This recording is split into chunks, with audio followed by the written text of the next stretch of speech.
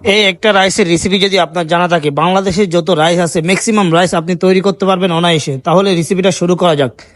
ফার্স্টে কড়াইটা হিট করে নিব, তার মধ্যে সয়াবিন তেল দিয়ে দিচ্ছি, রসুন কুচি দিয়ে দিচ্ছি, পেঁয়াজ কুচি দিয়ে দিচ্ছি। এরপরে এগুলি যখন ব্রাউন কালার চলে আসবে, আমি এখানে দিয়ে দিচ্ছি মুরগির ডিম। আমি এখানে 22 পিস মতো মুরগির ডিম দিয়ে দিচ্ছি।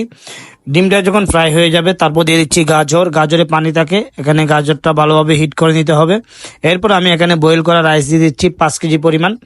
রাইসটি দেওয়ার পরে সুন্দর করে রাইসটা নাড়াচাড়া করে এখানে গরম করে নিব মিনিমাম 6 থেকে 7 মিনিট।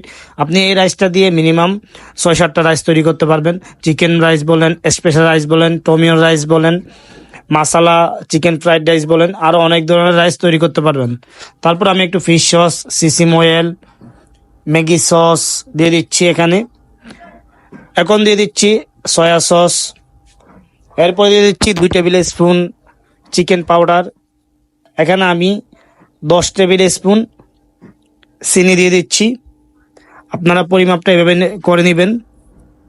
এরপরে আমি এখানে 2 টেবিল স্পুন আজিনা মশলা দিয়ে দিচ্ছি। এটা চাইলে আপনারা স্কিপ করতে পারেন। তারপর আমি স্বাদ অনুযায়ী লবণ দিয়ে দিচ্ছি, 1 টেবিল স্পুন হোয়াইট পেপার, হালকা রসুন ফ্রাইড তেল আমি এখানে দিয়ে দিচ্ছি। এরপরে রাইসটা আবার গরম করে নিব মিনিমাম 6 থেকে 7 মিনিট। বাসায় অবশ্যই ট্রাই করবেন। আল্লাহ হাফেজ।